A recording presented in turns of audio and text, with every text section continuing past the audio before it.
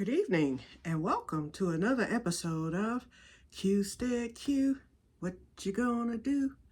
I don't know, but something's gonna grow. Excuse me guys if I'm bent over. I'm leaning on the counter.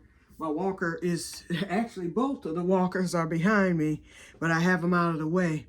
I decided that I would do a little defrosting of my freezer, and I have to show you what I initially up until last night thought of an embarrassment of butter stockpiling, but now I'm glad that I did. I'm going to include the link to Homestead Heart's latest video, which was shot last night or yesterday. She uploaded it last night, and she was talking about the report that she read or heard on the news that Bill Gates has started a new company, and they're going to be doing what they call fake butter. They're going to be producing some type of fat module scientifically created, and it's supposed to become butter. And she said, whatever, long as I have a choice. So she was urging people to either can butter, stockpile butter, and all this stuff. But anyway, she was saying, but what if they don't tell us? And that's true. No, we will not be the experiments of the millennia, okay? No, no, no, not Que-stead-Que.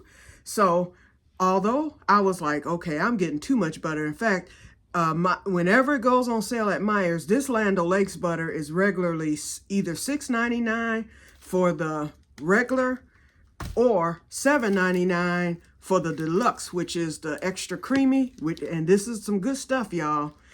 That's the regular price, either $6.99 or $7.99 for 4 sticks. Well, whenever Meijer's put it on sale, they cut it to it'll be either $2.99 or $3.99. And so this week it was $3.99. So when I went to Meijer's, when I shot that film, I just bought 2 because I was like, I know I have too much butter. Now I wish I had bought the whole thing that they had there, because I was like, okay, it's time for me to slow down because I have too much butter. And so I have room for it in the freezer, but I'm, defrosting the freezer, not all the way, but for the top part of the freezer. It's not self-defrosting, but it's very easy to defrost. All I have to do is leave it open, and then the little frost that's formed at the top, which is what I want to clear, that'll be clear in the next 30 minutes or so. I'll wipe that off, and then I'll leave it like that. And then I will later defrost the whole thing. And then that's when I take this knob off. With the freezer being in my laundry room, there's a drain. It's so easy because whenever I defrost it, which is once a year, I just take the knob off, and then I take everything out, unplug it for about 2 hours. And as the ice melts, and it's never a big accumulation, it doesn't really accumulate big. The biggest part is really at the top there. When it starts affecting the seal, then that's when I usually do a defrost. But it takes all of maybe an hour, if that, to defrost it once I unplug it. And then the water runs out of that spout and it goes right down my drain. It's easy peasy. But anyway, I'm going to show y'all my stockpile in a minute. But I did a harvest today. It's amazing what a little rain would do. It rained this week. It's been cold, dreary. The only time I've seen the sun, which I'm seeing it now because it's setting, it's just about 8 o'clock and the sun is setting. It'll be dark in the next 5 or 10 minutes here, probably before I get off this film. And I'm not going to be on here long because, like I said, I've been feeling under the weather, sore throat, you name it. When the weather drops, I don't think it got any higher than high 50s yesterday. It's been pretty much cold, and at night it really drops. I had to close my windows, y'all, and I love the fresh air. I like hearing the crickets and the birds chirp first thing in the morning. That ain't happening right now because it's too doggone cold. And every day I've awakened freezing, even with the window closed. But anyway, so here's my harvest. I picked today. I have a lot of peppers out there, but I'm going to let those stay for a while. But they're here in the sink. I'm going to get them washed. And like I said, the veggies will be cut up and put into the Ziploc bag and frozen for veggie packs. I went on and pulled the patty pan because with the rain and moisture, I didn't want things to rot out. I got 2 patty pan, a yellow squash, 2 eggplant. I took 2 of the kohlrabi and The green beans are starting to come on fast and furious. The ones you sent me, Renee, were the ones that look the best. Look at these things, Renee. They are doing excellent, and I have a slew more coming. I'm just letting them mature, and then some off of my plants too. So I'm gonna get those picked. This will be tomorrow. I'll get this stuff washed. Let me show you. I'll get this stuff washed, and once it's washed, then I'll get it cut up tomorrow. And then I'm gonna put it in the fridge in a bowl, and I'll get it cut up tomorrow. And then I'm doing the peppers. So I got the dehydrator all washed up and prepped for that to do my last dehydration of shepherd's peppers. Then I'll wash it up again. And then I decided I'm doing bread crumbs. Thank you, Renee, for the recipe. So I will be doing that because I have some old bread. I put it in the fridge, and then I have some bread in the freezer too. And so bread will no longer be going to waste. I'll be making my own bread crumbs and croutons, and I will be storing those in mason jars. I never thought to do that. Duh. But Renee, when you mentioned it on yesterday during your video, I was like, bingo, that's what I'll do. I'll be throwing bread out or throwing it to the birds. So it's really not going to waste going to the birds. But bread will mold, and then I'll just toss it. Of course, you can't, use it then. But now bread will never go to waste on the Que-stead. And I will still throw some out for the birds. My mother used to do that, and I do it too. So I'll still save some for the birds, especially in the wintertime. For those that lag around and stay, they have to eat. So anyway, I'll do that. But the rest of it, instead of me letting stuff go to waste, it will be going into the oven and then the processor, and I will be making breadcrumbs forevermore. Okay, y'all, so here's the butter haul. I have 4 of the butter balls. Now, when those go on sale, those are cheaper. But I love those butter balls, you guys. If you ever see them, I urge you to try them out because they're single serve. I don't even use a full butter ball. Let's say I'm putting it on a baked potato, or if I just need to add butter to something and it doesn't take much, I cut a butter ball in half and put that in. It's so much simpler. Sherry likes them too, but I really like the butter balls. So I have 4, and they were on sale. They're like $1 less than your regular butter. So let's say you're in a pinch and can't really afford to pay $6.99 for a thing of butter. Get the butter balls, which is a lot less, and you can still, use butter for a minute until you can get your sticks. But for the good ones, I have, let me see, I count them, 5, 10, 15, 20. I have 22 of the extra creamy, and 2, 4, 6, 8, 10 of the regular Land O'Lakes. And believe me, when it goes on sale again, now that Homestead Heart, and I will include her link since she's told that, and I believe it,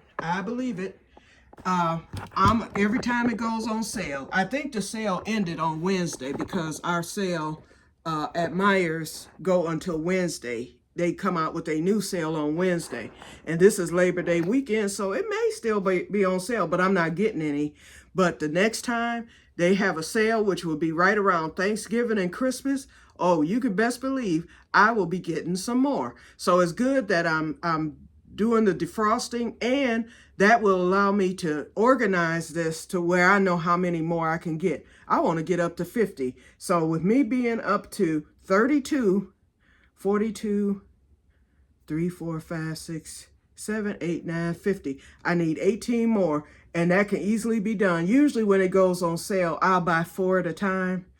And so, it'll take a minute. This stuff, I've been collecting this for probably a year. In fact, it's been well over a year, but I'm glad I got it. I am so glad now that I have it.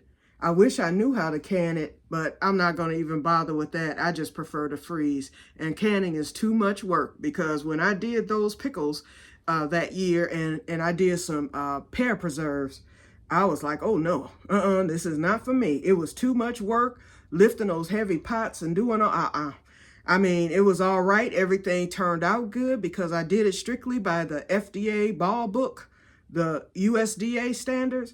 But the point is, now vanilla, that's no problem and stuff. But no, canning is not for me. It's not for everybody. And I know that's the best way to go. But no, I'm not doing it.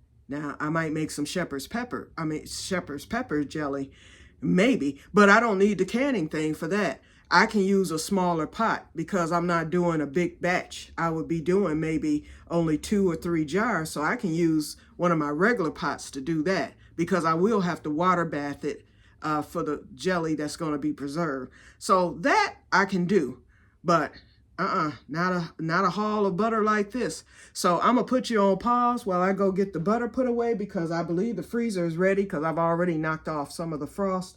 I'm gonna get this put away, and then guess what?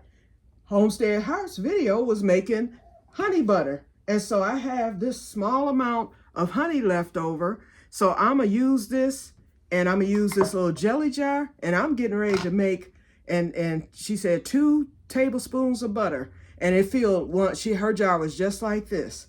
And then, you know, however much honey you want to use. So I'm getting ready to make me a batch of honey butter that will go into the fridge. And so I'll be right back. I'm going to put you on pause. I shall return. The butter is currently melting. I forgot to let y'all know. The one extra Homestead Heart used just honey and honey and butter. Q is going to add a ½ teaspoon of vanilla to hers. Oh yeah, I will let you know how it tastes too, because I'm going to do a little taste test. Shall return. Okay, y'all, I am back and I'm all done. And as you can see, it's just now 8 o'clock. And see how it looks? And I haven't been gone but maybe 5 minutes, if that. Let's let down the shade. Okay, I have finished my honey butter. And like I said, I was adding, I decided to add a ½ teaspoon of vanilla to it. And I think it came out really nice. Just like Homestead Heart, she gave the measurements and I used the precise measurements. And as you can see, it looks as if the honey is going to the bottom, but all of it's going to solidify. You have to let it set and cool off and everything because it is quite warm. So we'll let it solidify. And after it solidifies, well, no, it's going to take a while for that to happen. So anyway, but this is it, you guys. So maybe when I come on the next time, I'll show it to you. Oh, and I forgot to put the butter balls away. Okay, so I need to do that. But I'll come back tomorrow and show you how it looks. And we'll do a taste test tomorrow too. I won't taste it tonight. I'll just let it set and solidify. Then once it cools off, it may not be all the way solidified. I'll just put it into the into the refrigerator. And then tomorrow when it's all solidified, we'll taste it on a piece of bread or a cracker or something. And I'll let you know how it tastes. Okay, you guys, so that's going to do it for this episode. Okay, and we still... I can't even see the clock, but I know we're getting close to 20 minutes here. So that's it. So I will talk to you guys later because I need to get off my feet. And my walker is right here. Let me hold on to it at least because that helps. Okay, so I will talk to you guys later and may God bless you all. Bye-bye. See you in the next one.